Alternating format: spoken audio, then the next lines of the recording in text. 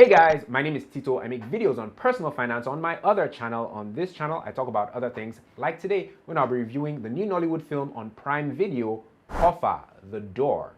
Now, Kofa is written, directed, co-produced, and co-executive produced by Jude Idada. He also appears in the film as Senator Umar, and it's a film about a group of young adults who wake up in captivity with no memory of what happened and how they got there. But eventually, one of them remembers what happened and what connects them.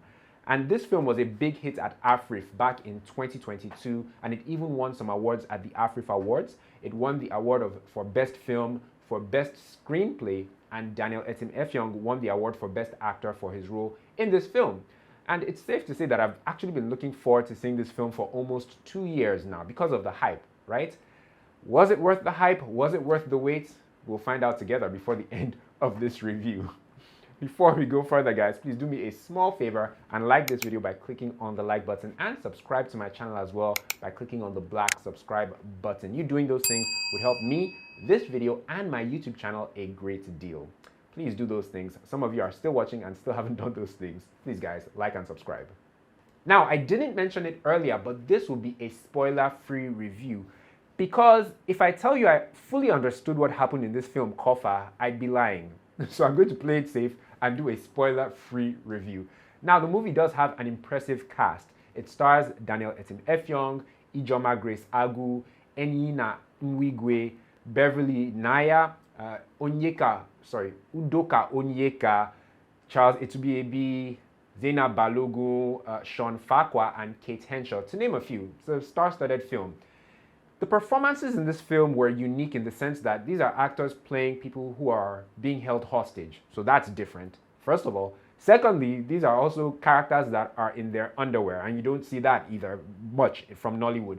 It was also different for me in the sense that, or because, there was lots of back and forth between the characters as they were trying to figure out what was going on with their hostage situation. And it felt a bit like stage and theater acting, where there's lots of back and forth and banter between a larger group of characters as opposed to just, 2 or 3 characters in a scene.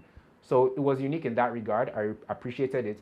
However, what I didn't like about the performances was the fact that it didn't feel like these characters were speaking the way normal Lagosians or Nigerians would speak in the situation that they found themselves in. I felt like they were speaking a lot like foreigners or like Americans. It didn't feel, not indigenous, but it just didn't feel natural. And it didn't let me connect properly with the characters or the film. So that's the issue that I really did have with the characters and the dialogue, and I think it found its way in affecting the performances from the actors, who really did a good job, mind you. However, I just felt like it didn't translate the way it should have or the way it could have translated. Now let's leave the performances and talk about the story itself. The first half of this film moves in a logical, like semi-coherent direction. We understand where we're going along for the ride. But you see the second half of this film, after the plot twist, because there is a huge plot twist, the second half of the film, it feels like you as a viewer, you are abducted and taken from one film against your will and just plunged into another film.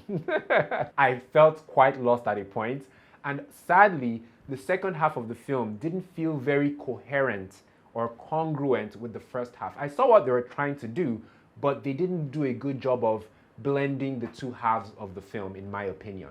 You see, in the second half of the film, they start telling a somewhat different story. They introduce new subplots, they introduce new characters, and you watching at home, you're like, okay, I see the risk that the filmmaker is trying to take with the storytelling. It's not unheard of. I mean, the first Matrix film years ago kind of did that. If you clock it right, the first Matrix film was in 2 halves. The first half where Neo is in the Matrix, and then the second half where he's out of the Matrix. I digress. My point is, it's possible, it can be done. But as you see it unfolding in this film, you're just hoping against hope that once we cross the finish line, that everything will make sense and everything will gel seamlessly or properly. Unfortunately, in my opinion, it didn't.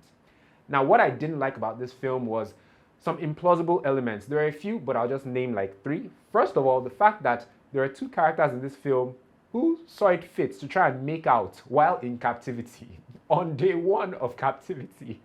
That didn't make sense. It didn't seem natural. I've never been in captivity before, but I don't think people who are in captivity, who are seeing their friends being knocked off one by one, would have the time or the inclination to try and make out. Secondly, the fact that there is a drug or some kind of medicine in this film that has the ability to clear a person's memory and give them new memories. I was like, pause. Shouldn't that be what this film is about? This sounds like the kind of thing that in a Mission Impossible film, Tom Cruise would be trying to make sure that this thing doesn't fall into the wrong hands. Whereas it's just somewhat casually mentioned in this film, Kofa. So it felt like there was something amiss with that. That should have been given a bit more attention. Finally, what I really didn't like about this film was how the villain was ultimately handled at the end. Because they build up this villain in this film for almost 2 hours. There's back and forth, there are mind games. We now get to the villain, and the villain is handled the way the villain is handled. And I was like, surely this isn't how these people are ending this film. But at last, it was how they decided to end the film, in a very anticlimactic manner.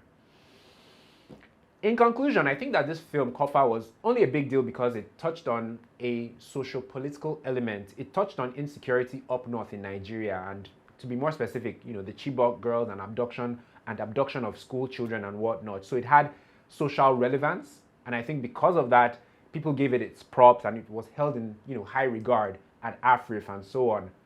But even that element of the film, I don't feel was properly handled by the filmmaker. And if you were to take that element out of the movie, the whole insecurity up north thing and it being close to what we face or what we've seen in Nigeria in recent years, if you were to take that element out of the film, I think that this would have still been somewhat of a mediocre film. Yeah.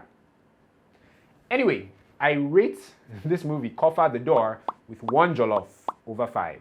1 over 5. Guys, if you enjoyed this review, please do me a favor and like it by clicking on the like button, and subscribe to this channel as well by clicking on the black subscribe button. This is if you didn't do it initially when I asked earlier. Like and subscribe, guys. On this channel, I don't just do Nollywood movie reviews. Sometimes I talk about other things. To check out some of my past reviews, you can click the card in the corner of the screen. Thank you, guys. My name is Tito, and I guess I'll catch you in the next review. Like and subscribe.